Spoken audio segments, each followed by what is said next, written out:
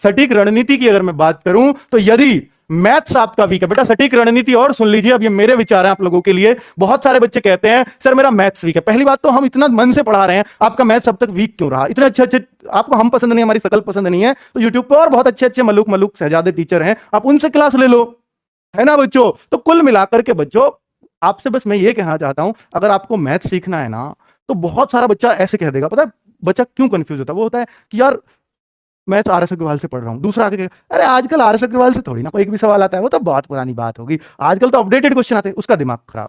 यार मैं तो बेकार मेहनत कर रहा हूँ। बेटा मैं आपसे कहता हूँ आज याद रखना, अगर आपका मैथ्स वीक है ना, मैथ्स की क्लास लो जिस भी टीचर की आपको पसंद आ रही है, जिसका आपको समझ में आ रहा है। ये मत सोचो कि ये टीचर बेसिक पढ़ा रहा है, ये हाई पढ़ा रहा है, ये मीडियम पढ़ा रहा है, उससे कभी कुछ नहीं होता। बस ये समझो मेरा इस टीचर के समझ में एक एक चीज आ रही है, तो मेरे को मैथ्स समझ में आ रहा है। और फिर दूसरा काम आता है बुक कौन सी चूज करें। बुक वो चूज करो मार्केट से जो सबसे पतली हो और जिसके अधिकतर क्वेश्चंस को आप कर पाओ, सबसे आसान क्वेश्चन जिसमें दिए हो। अगर आपका मैथ्स वीक है, याद रखना मेरी बात, आप मैथ्स सीख जाओगे, लेकिन अगर आप पहली बार में ऐसी मोटी किताब ढूंढ लाऊं, इससे तो क्वेश्चन ही बाहर नहीं जाते बेटा। आप 2-4 चैप्टर, एक आध पेज करते ही थक के बंद करके रह जाओ, मेरा तो वीक है। फिर जो कहो मेरा तो वीक है, दूसरी जगह और चिल्लाओगे मेरा मैथ्स वीक है, मैं क्या करूं जी? अरे करने का तरीका बताया था, आप बच्चों के चक्कर में आ गए। बच्चों को पता होता तो वो लगने के होते, वो यहां कमेंट थोड़ी कर रहे होते। खुद बताओ, ये सोचे करें बच्चों, ठीक है। यदि हिंदी का बेटा बता दिया मैथ्स का, टीचर सेलेक्ट करो, बुक आसान वाली सेलेक्ट करो, आप मैथ्स सीख जाओगे, ठीक है। आगे बात, यदि हिंदी कमजोर है, बेटा हिंदी वैसे जिसकी कमजोर है वो उसकी कमी से कमजोर है। हिंदी ऐसी चीज है, अगर आपने 2 महीने इसकी क्लास ले ली ना, तो बेटा आपकी हिंदी वीक नहीं रहेगी, ये मेरी गारंटी है।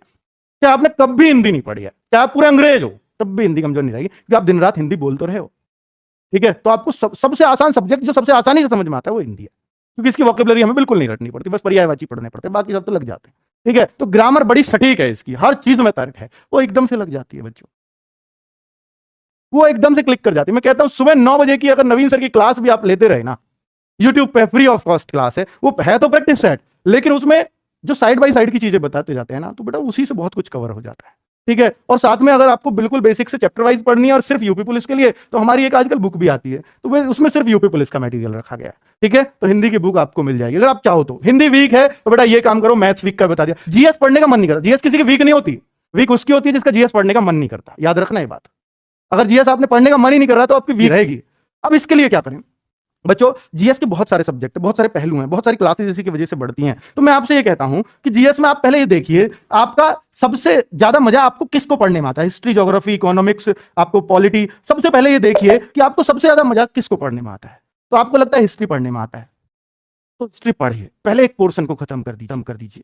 फिर उसके साथ देखिए, जब भी आप किसी टीचर की क्लास से पढ़ रहे हैं तो आपको साथ में बुक रखनी चाहिए, और उसमें देखो टीचर ने क्या क्या इसमें से पढ़ाया है, और चाहे उन्हीं लाइनों को अंडरलाइन कर लो उसमें से, ये मुझे पता चल गई, ये पता चल गई। जो नहीं पता चले उनको छोड़ दो, आपके टीचर ने नहीं पढ़ाई वो नहीं रहेंगे, छोड़ दो, कोई दिक्कत नहीं, नजर पड़ जाती है तुम्हारी, ठीक है। तो उस तरह से एक एक सब्जेक्ट के पीछे पढ़ना पड़ता है बच्चों, थोड़ा थोड़ा पढ़ जाओ बस। और मैं कहता हूं बच्चों, अगर आपको टीचर से भी नहीं पढ़ना, आपको बहुत शॉर्ट में पढ़ना है, तो हमारी येलो बुक आती है जीके की, अगर किसी ने पढ़ी हो तो बेटा आपको भी पता है कि एग्जाम में जितना किसी भी बुक से मिलता है उसका इतनी पतली बुक से मिल जाता है, और पतली बुक तो पढ़ी जा सकती है, कोई बड़ी बात नहीं, ठीक है। तो बेटा हिस्ट्री, ज्योग्राफी, इकोनॉमिक्स, पॉलिटी, सबको एक एक करके कवर करो, एक साथ कवर नहीं होती है ये। 1 से 1.5 घंटा, बहुत ज्यादा करो तो 1 से 2 घंटे आप जीएस के लिए दोगे ना दिन में निकाल के, लेकिन रेगुलर बेसिस पे एकांत में सेल्फ स्टडी में, तो आपका जीएस मजबूत हो जाएगा 2 घंटे पढ़ने से भी, ठीक है। चलिए, लेकिन वो रेगुलर बेसिस पे, ऐसा नहीं आज पढ़ लिया यार कल मन नहीं कर रहा जीएस पढ़ने, तो नहीं होगा, ठीक है, बिल्कुल नहीं होगा। और कभी भी किसी चीज को नहीं पढ़ो तो पिछली का 6 बार रिवीजन हो जाए, ये याद रखना। 6 बार कैसे करना है, ऐसे नहीं आज भी 6 बार कर लो। देखिए हमने कोई चीज पढ़ी,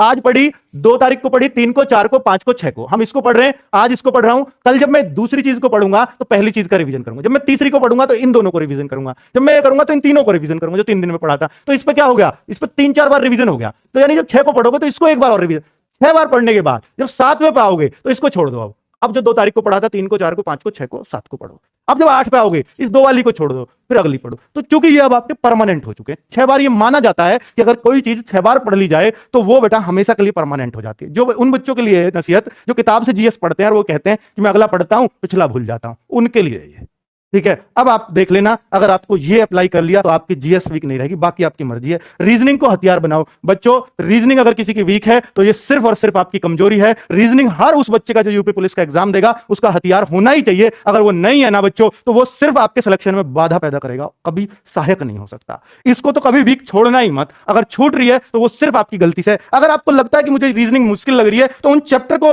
आइडेंटिफाई कर लो। मान लो आपको सीटिंग अरेंजमेंट लग रहा है मुश्किल, तो लिख लो सीटिंग अरेंजमेंट मुश्किल है। अगर आपको लगता है सिलोग्स मुश्किल लग रहा है, सिलोगिज्म, कथन, निष्कर्ष वगैरह जो हैं वो मुश्किल लगते हैं, तो उन चैप्टर को नोट कर लो। उनको मत पढ़ो, अभी बाद में देख लेंगे। बाकी को तो पढ़ो।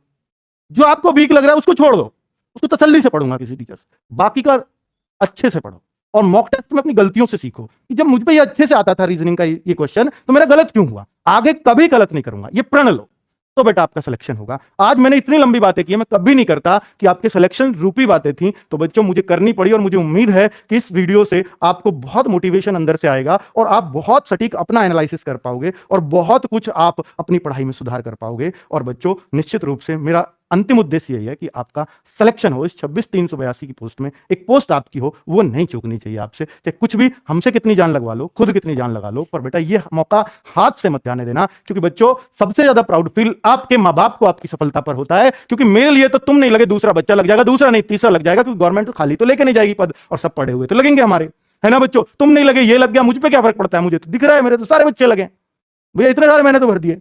मैं कहूंगा मैंने 10,000 लगाने, मेरे 10,000 लगे, आप नहीं लगे तो मुझे पे क्या फर्क पड़ा। लेकिन आपके माँ बाप पे फर्क पड़ा। तो रियल मोटिवेशन आपके गुरुजी नहीं है, आपके माँ बाप है बच्चों। क्योंकि आपकी सफलता है, सफलता का डायरेक्ट असर आपके माँ बाप पे पड़ता है, मुझ पे नहीं पड़ता, ना किसी और टीचर पे पड़ता है।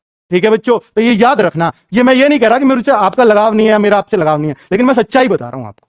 ठीक है, तो आपका रियल मोटिवेशन वही है। और जब भी आपका मोटिवेशन डाउन हो, एक बार देख लेना उनको कि वो कितनी आस से आपकी तरफ देखते हैं और वो कितनी उम्मीदें आपसे रखते हैं और कितनी उम्मीदों से आपको समय दे रहे हैं।